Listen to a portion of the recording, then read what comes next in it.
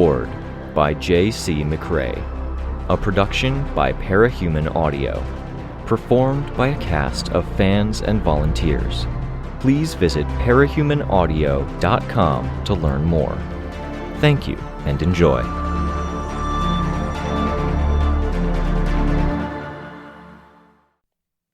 Arc 5, Shadow, Chapter 10. Valefor, I said, just loud enough for the others, damsel included, to hear. Hypnotist Master. I wrote about him in the document. Don't look him in the eyes. Chris was in his bird spiral, dark introspection form, and he curled up further, eyes nestling in deep, so his eye only barely peered out. We backed up as the fallen advanced as a crowd. Chris prowled around behind us on long, black bird limbs, his eye peering over our heads. The pupil resembled a human face in shape, but more a cross-section of the middle of the face. I wish I'd asked for more details on just how his forms functioned.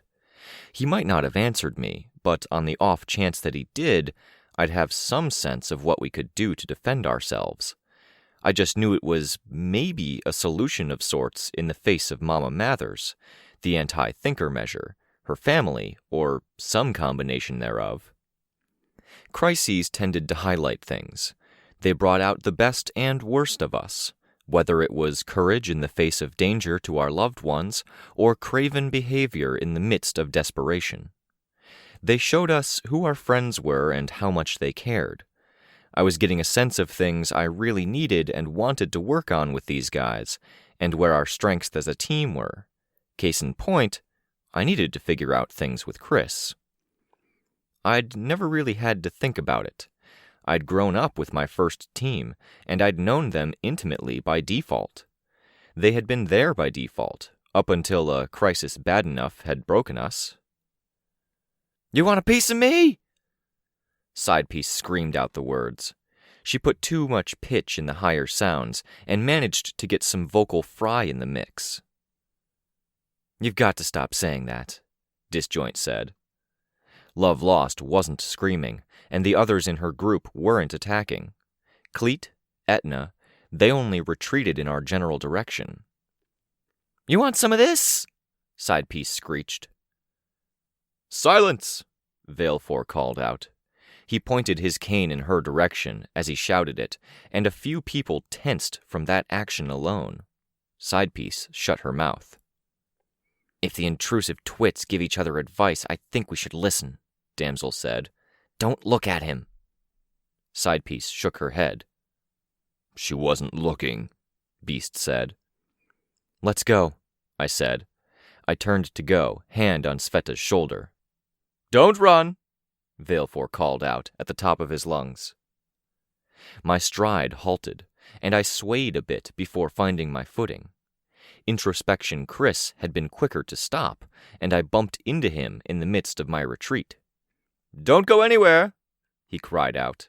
His arms were out above his head, as if he shouted it to the heavens. I turned around to look. The others were reacting in a similar way. Beast of Burden was one of the last to stop moving and nearly bowled over the teammates that were using him as a human shield. Sveta lost her balance, tipped over, and crashed to the ground, arms paralyzed around her, not moving fast enough to break her fall. Shit. I took off, flying straight for Valefor. I wasn't the only person with the same idea. Nailbiter attacked, fingers stabbing out. One of Valefor's people said something. Distant enough he was barely audible, his hand on Valefor's shoulder. Other capes were protecting the group against Nailbiter. One was producing a plume of red smoke that moved in slow motion. The claws hit the smoke and stopped like they'd hit inviolable steel. The cane swung out my way. "Stop!" I canceled my flight, dropping down to the ground.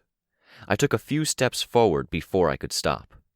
Our side was 20 or 30 feet behind me, and Valefor was another 60 or 70 feet ahead of me. Nailbiter kept up the offense, bringing her claws back like she'd been hurt by the curling smoke, and then swiped in from the side, trying to catch the group from the other side. The defending Fallen threw in more smoke in the way of the attack, so red it looked like plastic, opaque and moving through the air at a crawl, once it left the fallen man's hand. "Attacker," someone said, hand at Valefor's shoulder, indicating Nailbiter. Sidepiece joined in. She didn't advance or retreat. She darted out to the side, fingers clenched in her guts, ripping something out. "Cease!" Valefor called out. Both Nailbiter and Sidepiece were affected. Nailbiter stopped, then withdrew her fingers. Breathing hard, Sidepiece held a chunk of what might have been appendix or ovary in her hand, blood dripping freely down her arm and off of her elbow. More blood flowed from the fresh injury in the roadkill mess that was her gut, over her pelvis and the rise of her low-rise jeans, and splattered onto her sneaker. She dropped the bit at her feet. It detonated, and she was flung to one side. "Clever, but no. You lie there, Guts girl," Valefor said. "Don't move a muscle. The rest of you?" Damsel used her power, hurling herself forward. "No powers," Valefor called out. Damsel stopped. "No weapons, no tools, none of you. Stay still and wait." I hadn't been looking at him. I glanced at him, and I could see that his eyes were still covered. The instructions he was getting. He couldn't see. His power worked without him needing to see? Or had he tapped into another source, relying on a cape that granted vision like MapRight could get and grant mental images of areas? My heart pounded, and I felt nausea welling up. The Fallen chuckled. A few of the young hooligan types cackled and danced around, arms waving as they approached, spreading out. We'd been too tied up with Beast of Burden. What should have been a brief engagement, taking out the two powerful Fallen and then retreating, had become a thing. Valefor had gotten into earshot, and apparently that was all he needed. I was having trouble thinking straight. Paralysis seemed to freeze my thoughts as much as it did my body. I'd dealt with it for 2 years, being unable to move under my own weight. The need to move became something fluttery in my chest, which fanned the swell of nausea. It felt like colors were different, as was the clarity of my vision, as if I had someone else's eyes. I was acutely aware of the feeling of the clothing on my skin, every breath, and how they weren't measured to the breaths before or after them. No powers, he'd said. I couldn't bring myself to fly. I couldn't bring the wretch out. I glanced at Love Lost's group. They'd been bound by words in the same way.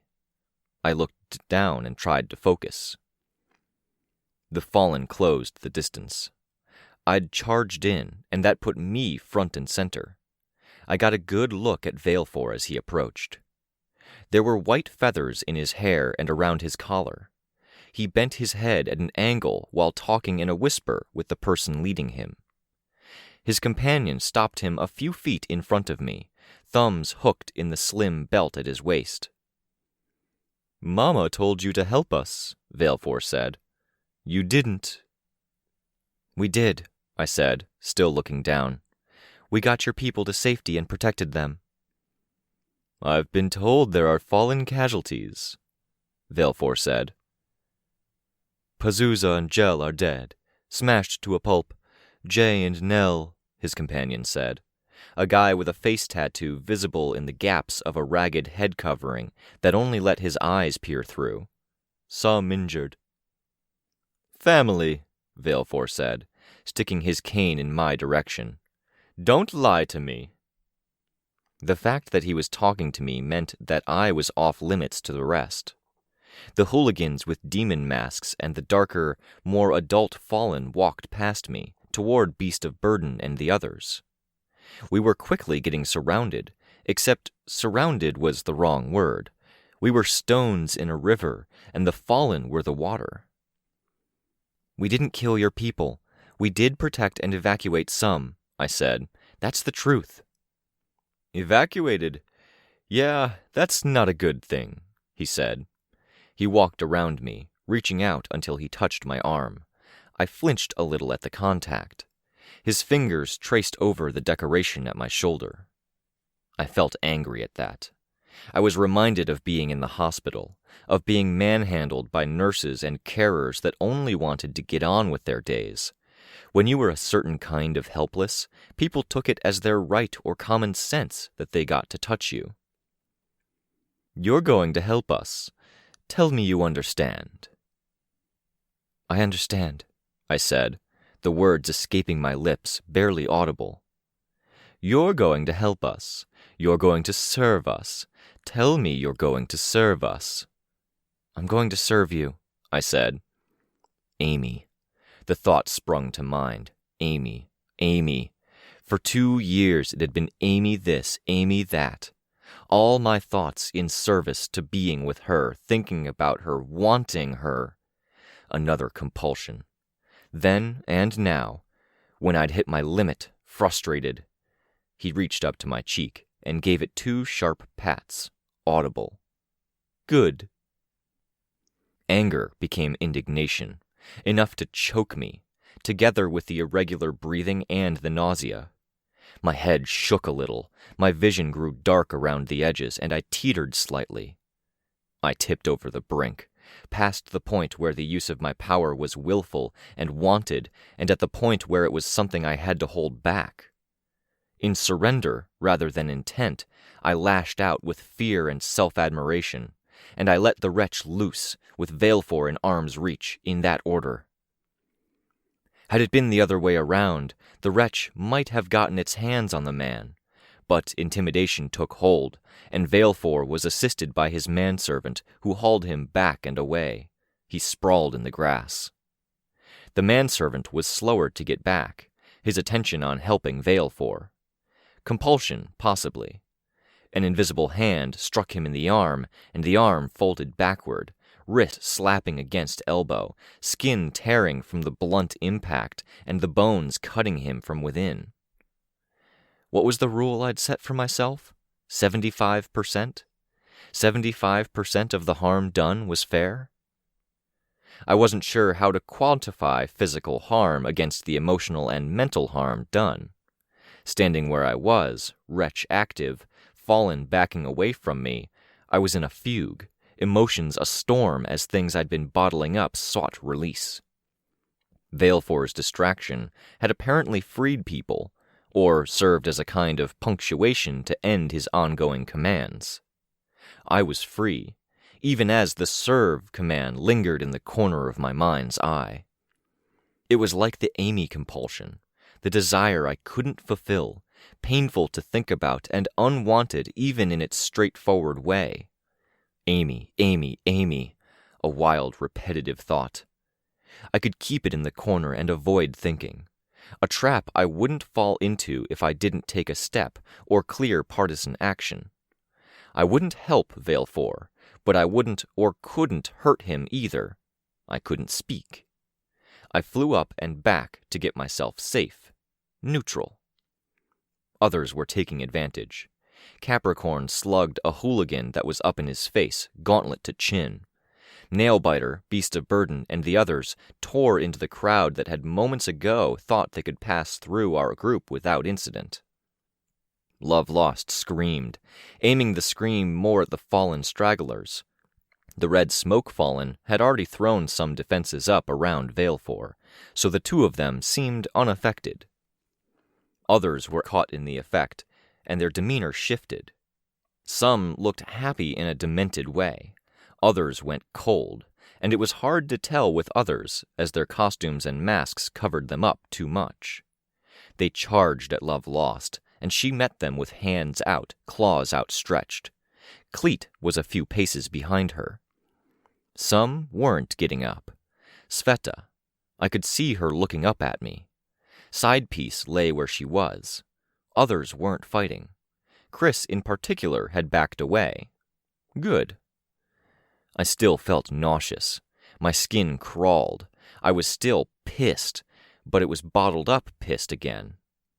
I looked in Prancer's direction and saw that he was moving on, heading away from us, not toward.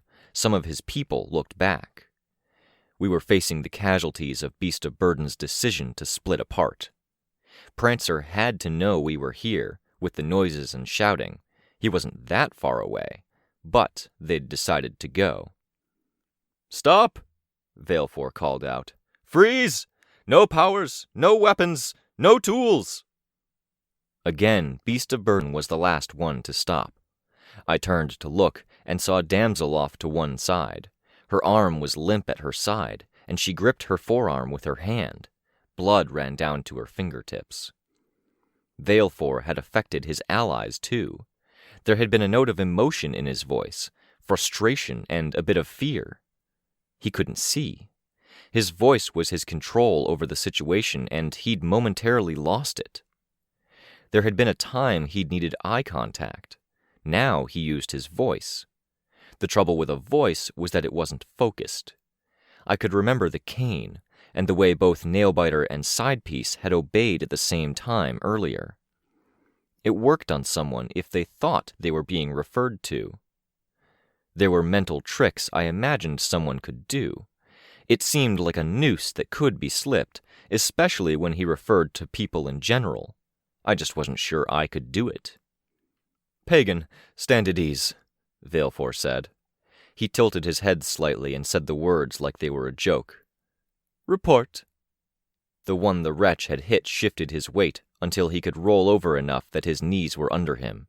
He knelt on the ground, clearly unsteady as he worked his way to his feet as best as he could without his hands. His good arm cradled the damaged one. "2 dead, 10 injured, my best guess. I'm one of them. I need help soon." 2 dead. Were those dead on my hands? I'd created a momentary opening. Others had taken advantage of it. What would have happened if we hadn't been here?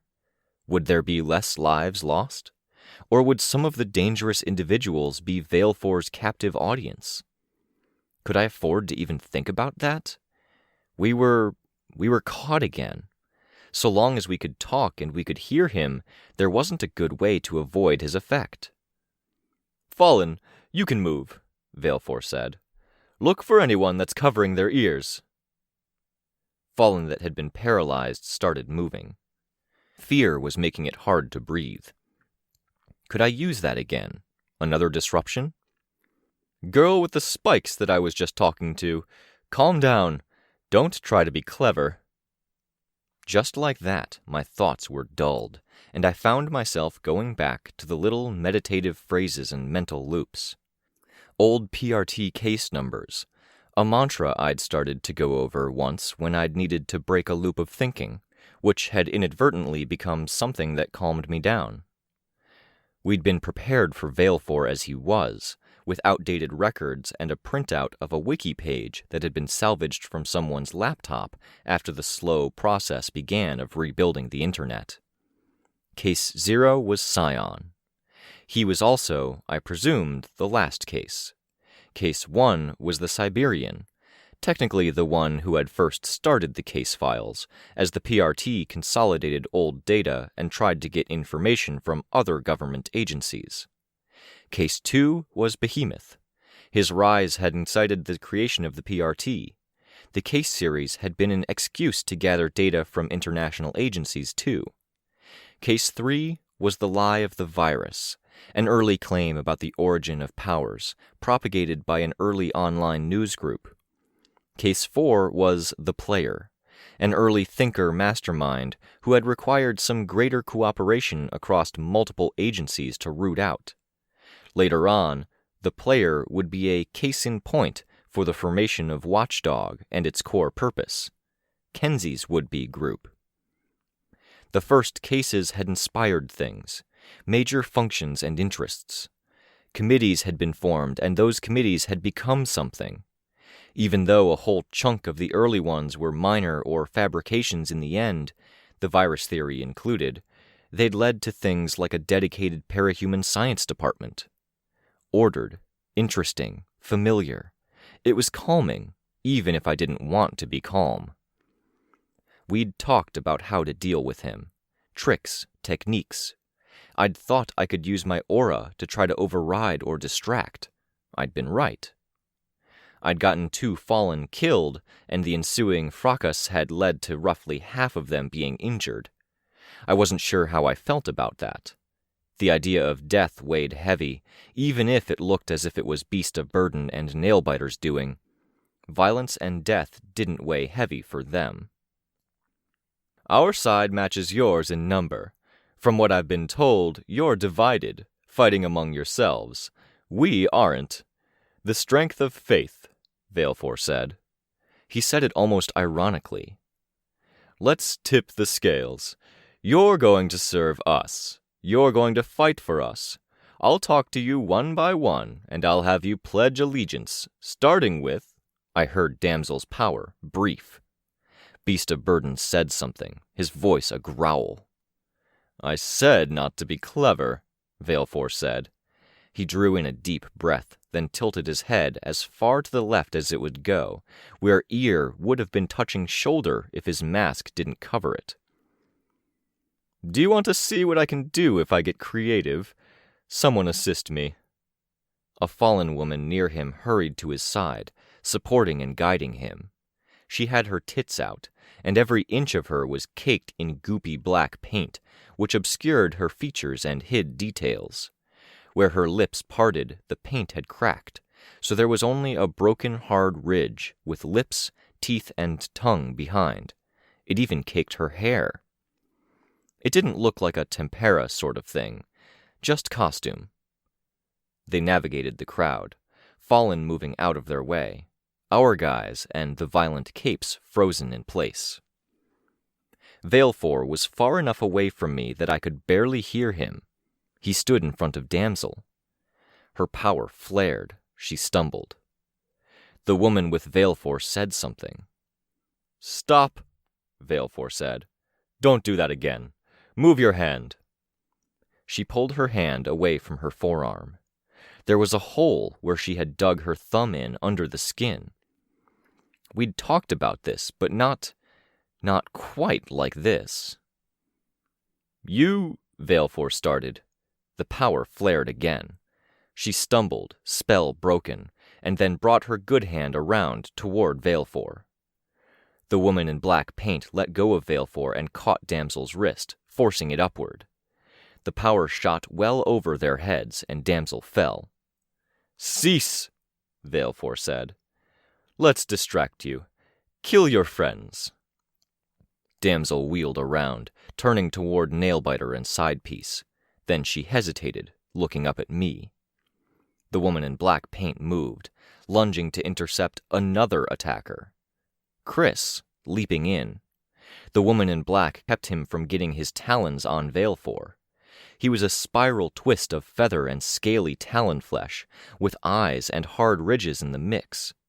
His spindly talons raked and grabbed, but the woman in black was fast, strong, and possibly a precog. He'd picked this form with masters in mind, capes that controlled people. He hadn't been willing to say just how or why it helped, only that he was unsure how well it would work. At the time, I'd told myself he'd be kept back and out of the way, so it barely mattered, especially if we couldn't be certain how reliable it was. Chris got 2 of his 4 talons on Damsel, and he tossed her. She used her power while mid-air and landed roughly on her feet, one hand touching the ground. Her injured arm hung limp. The arm sparked, and she fell. Fallen pushed past our people to help Valefor, as Introspection Chris tried to reach around the woman in black and scratch him. Powers came to bear, red smoke, a snake that looked like it was made of intestine and barbed wire, sprouting spikes that crackled with electricity. Introspection Chris disengaged and leaped back as the Fallen came rushing at him. Him was a really quirky word to use when he had this form. There were 2 with enhanced speed, and the barbed intestine snake had reach. He wasn't that fast in this form, even if he was faster than a normal human might have been. The speedy Fallen tackled him. The snake caught his leg. I flew a little closer, unconsciously, wanting to keep an eye on things, make sure he was okay. Mrs. Yamada had charged me with their care. The two fallen with enhanced speed looked related. They sped up, but as they did, their bodies deformed. Legs bent the wrong way, operating digitigrade. The tops of their heads twisted until their lower jaws pointed the opposite direction that their upper jaws, noses, and eyes did. From the way he reacted to their hits, they hit hard, too. Strength, speed, but at a cost to fluidity of motion, steadily increasing clumsiness and facility. He shook them, and the first fell, the second slipping and then getting a hold of one taloned foot. Fallen advanced on Chris as a larger group.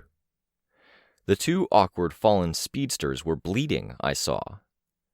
Just as the group seemed poised to go after him, I pushed out with my aura hard. Heads turned. I hadn't even meant to. It was instinct, and it was instinct on behalf of Chris. I didn't even care that much about Chris. To act on his behalf brought the pledge to Valefor in mind. I'd promised to serve, and it was a loop in my thoughts now. The usual techniques didn't help to break it. It was a peculiar battlefield. So many people frozen in place, the combatants on the fallen side not wanting to break the spell by jarring anyone too much. I hadn't experienced it myself, but it seemed that if people were told to stop and were set to moving by a stumble or a push, that was enough that it needed to be renewed. Damsel had broken her prosthetic hand to make her power spark, each stumble forcing a renewal. Now she stalked toward the group. Her last order had been to kill her friends. Thought process. I need to help Valefor. I need to help the others. I couldn't break the mental loop, and I couldn't remain neutral anymore, now that the thought was heavy in my mind's eye. I would help Valefor. I flew to Valefor while everyone's attention was on Chris. Fallen turned, the woman in black first among them, skin red and sunburned beneath the cracked black paint. There were veins of red through the paint that weren't sunburned skin peeking through either, and I saw she had horns, now that I was closer. I brought the wretch forth as she lunged for me. The wretch was invisible, and she had planned her punch and tackle to hit me, not a force a few feet in front of me. She bounced away, and the wretch disappeared. Others were so distracted with Chris and now Beast of Burden, who had been jostled in the fighting, that they didn't even seem to notice. I collided with Valefor fairly hard as I put my arms around him. He couldn't see me coming, so he couldn't even brace against the impact. I would help him in such a way that he couldn't tell me to stop helping and put himself in danger again. Collecting him, I flew away from the scene. I would help and serve him. That was the idea he'd planted in my head. Before he could catch his breath from the impact, I flew in a spiral tight enough his legs went out to the side, and then gently deposited him on a rooftop. I flew away before he could catch his footing, get a lungful of air, and give me another command. The compulsion wasn't gone, it was there. But it had abated. I'd served the rule, but not the spirit. The tide had turned. The villains that were assisting us were B-listers, but the fallen weren't the cream of the fallen's crop either. I flew past the group, jostling people, grabbing them and letting go a moment later.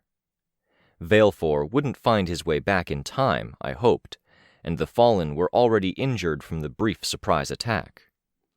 A spray of cold water from Capricorn woke up everyone I hadn't been able to reach.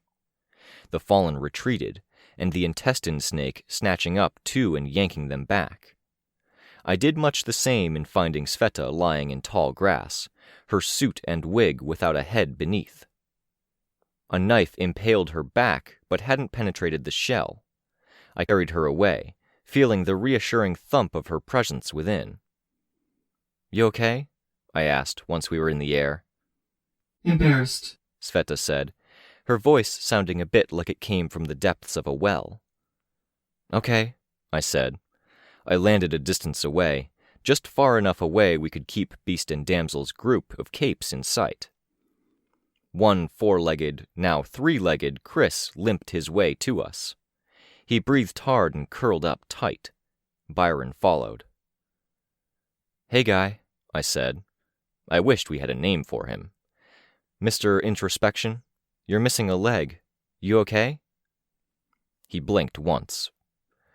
I had no idea what that meant. Go figure, that he wasn't any more forthcoming when he didn't seem to have a working mouth. "What did you end up doing?" Byron asked. "Took Valefor away. He's still out there," I said, unfortunately. I eyed Damsel, who was at the periphery of Beast of Burden's group. There was a dark look in her eye as she talked to that group, clearly heated, and I wasn't there to talk her down. "Tristan couldn't switch to me, I don't think," Byron said. "When we were talking about capes we might run into last night, we theorized it was a thing we could do, that if he switched to me I might not be compelled, but he didn't switch." "It's okay," I said. "We knew there were a half-dozen things we could maybe do, and some worked, some didn't. I hate losing control. I only have control over half my life to begin with," Byron said. "Yeah," Sveta said. Her face peered up through the neck-hole of her suit. Careful, Victoria. Or, Byron, can you put your gauntlet over this gap? Fasten it when I say so." "Sure," Byron said. "Be careful," Sveta said. She'd undone a clasp at her shoulder. She brought her head out, twisting it around in a way a neck couldn't. Her tendrils were bound with metal rings into a loose column that disappeared into her suit. She began working her way into a comfortable position.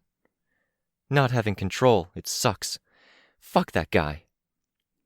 "Agreed on both counts, but the lack of control helped us," I said. "It's how I used my aura. It's what Damsel did." Sveta pursed her lips. Damsel was stalking. Sidepiece and Nailbiter were sticking with her. Disjoint hung back, talking to Beast of Burden. Etna, Love Lost, and Cleet seemed to be a sub-clique in that group. Byron blurred. His armor shifted tints from blue to red. "It's what Dark Introspection here did," Tristan said. "Mind-body disconnect, right? Looking inward, elective connection?" Chris curled up tighter. "Yeah," Tristan said. He bent down to give Chris a pat. "You're so weird." "You did good," I said. I could see the looks on faces throughout our small group, or what I could see of faces. Chris being wound together, Sveta looking so deeply unhappy, Tristan's eyes being narrower. It wasn't just us. The violent capes were more agitated. I felt that way. The panic that had let me tap into the aura and retch wasn't going all the way away. I wore armor and a costume that made me feel like standing tall, and I felt very small. Fuck, that guy was right. "What did he tell you?" Tristan asked me. "Orders? Compulsions?" "To serve, to help. I helped by removing him from a dangerous situation. I'm not all the way resolved there. I don't want to run into him again." "Did he tell you to lie?" "Stop that," Sveta said. "She would have to say no if he did, so it doesn't matter." "Not always," Tristan said. "Sometimes you get loopholes. It's worth asking." I shook my head. "He didn't tell me to lie. He was distracted, I think. He tried to pull a big gambit and turn the tides, and he's operating blind. Literally, I don't think he can see." I still had the traitorous general thoughts and impressions from the compulsion. I was familiar with having thoughts that weren't mine in my head. The mind was supposed to be sacrosanct, the thoughts it contained purely sourced from oneself and for oneself. Valefor had violated the former, like Amy had violated the latter. On a level, I was just happy I hadn't killed him. I knew there was an argument for why I should have, had I had the opportunity. I also knew it would have been a betrayal of myself and the me I wanted to be. For all these reasons and more, mind control was another one of the parts of the game. Too many people found it viscerally horrifying, myself included, and the way things could break down if mind control saw common use was too big of a problem. The natural reaction from society, or from our sub-society, was to fight back. Valefor obviously didn't care. He didn't give me the impression of someone at home in a big thing like the one we'd been in, especially after the fighting had started, and he'd still been pretty damn scary. "We could go," I said. "We caught them off guard once or twice there, and we got some lumps in. It's not quite breaking the back of the Fallen, but we could pull away, regroup with others, and plan for the perimeter and Luxie's trap." "I want to do more," Sveta said.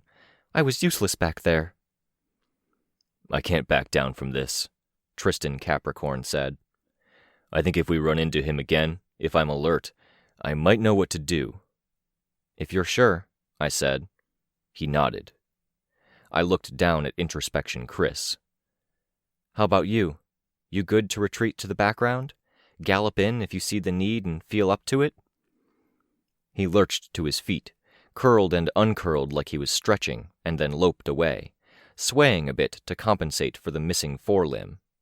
He bucked a bit, claw reaching up, and then the iffy camouflage kicked in. "Okay," I said. "I have a lot of questions." "His whole thing is he doesn't like answering them," Capricorn said. "He's doing his part," Sveta said. "That was brave." "It was insane," Capricorn said. "No offense intended to present company, brothers or self." "Fine line between bravery and sanity," I said. I looked across the clearing to Beast of Burden's group. Damsel wasn't pacing anymore. Capricorn approached and stood next to me, his armored shoulder touching the spikes at mine. Sveta stood at my other side, looking in that direction. "Do we try this?" Capricorn asked. "We might have to. I don't like leaving her alone like this." "Okay."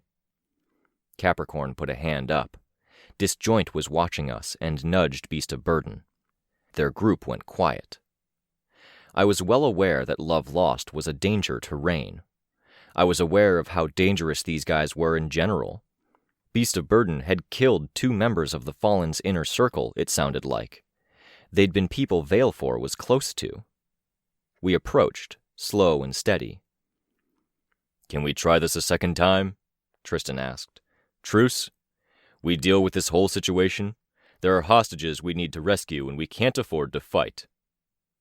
"I like the idea," Disjoint said. "Backup would be awful nice," Sidepiece said. She had a really annoying voice. I'd noticed it earlier.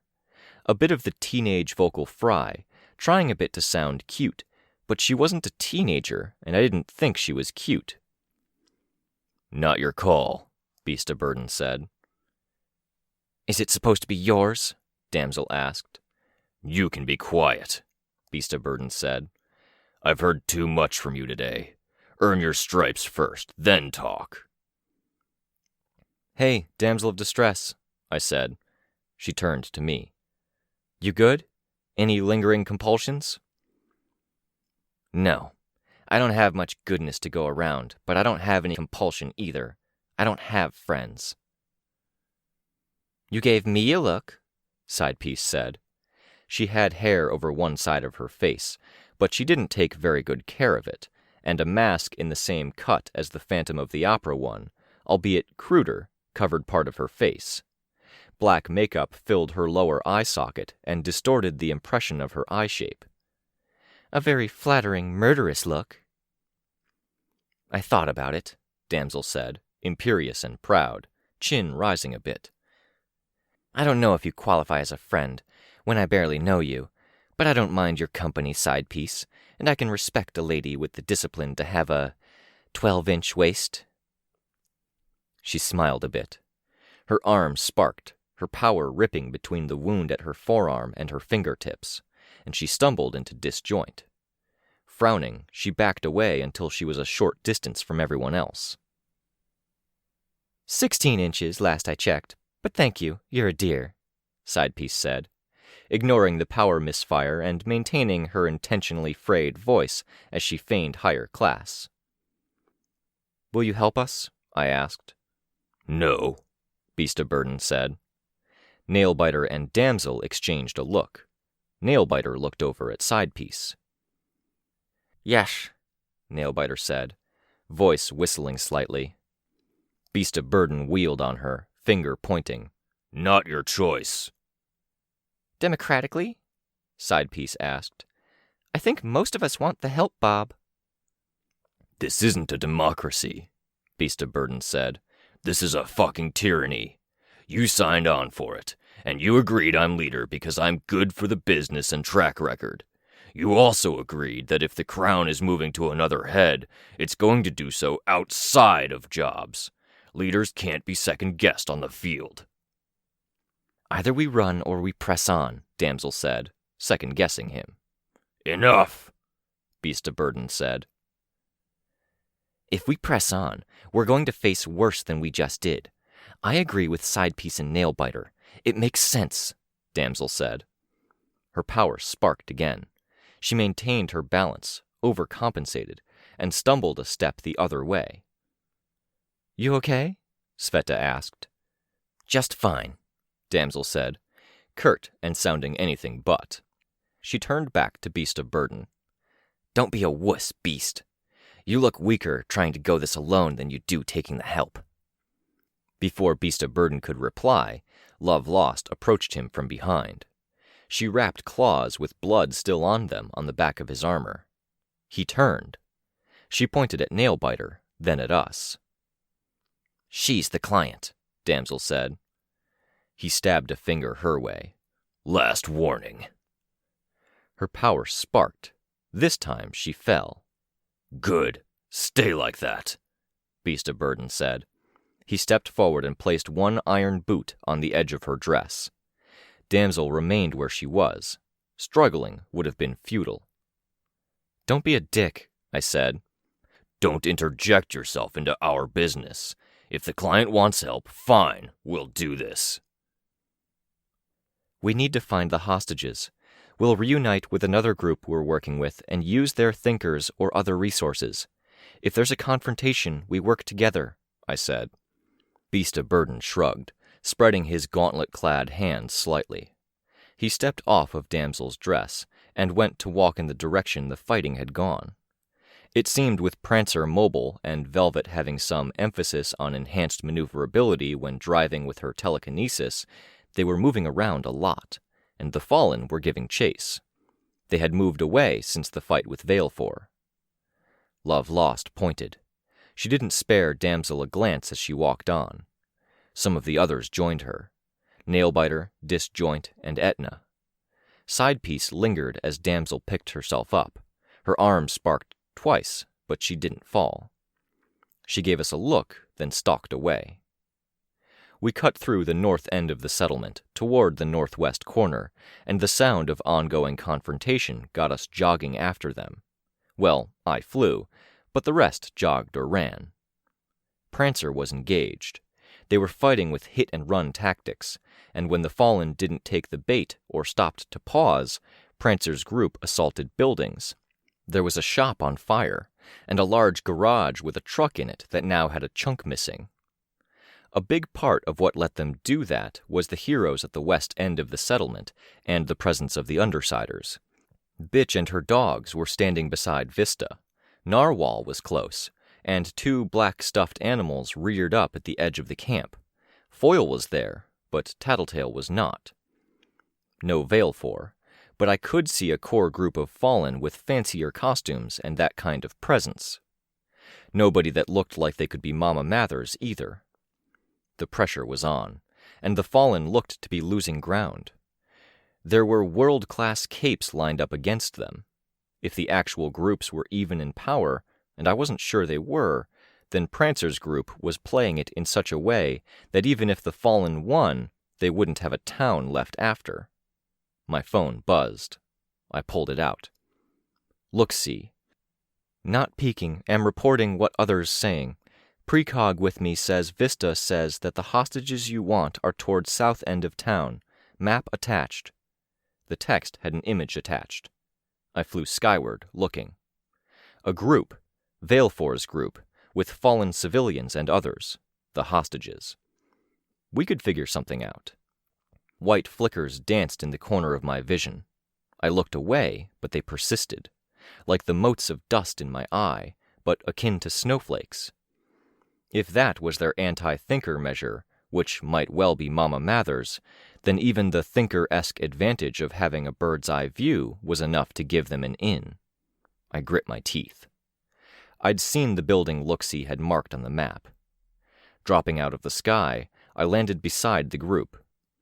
This way, Turning toward Beast of Burden's group, I was just in time to see him backhand Damsel across the face. It was a casual swing, but he was strong, and he wore a gauntlet. She hit the ground hard. "Jesus fuck, no wonder your team is mutinying," Capricorn said. "You can't play nice with others in a crisis? There's stuff going on. Be a professional." "She didn't even say anything this time," Sidepiece said, bending down beside Damsel. Damsel pushed her away. Her damaged hand at her face, the other used to get to her feet, Damsel worked her way to a standing position. I didn't see anything resembling Ashley in her eyes. "I gave her a final warning," Beast of Burden said. "Hey," Capricorn said. "Damsel," I said. "Ashley." "Stop," Beast of Burden said, pointing at Damsel, talking over me. One hand still on her face, she pointed at him and blasted before his expression could change. Darkness, shadow, distorted space, and visual static ripped through armor, flesh, and armor again, tearing a hole clean through him. The hole caved in on itself, metal creaking as it bent, blood fountaining out and splashing up on half the people nearby. "You stop," she said.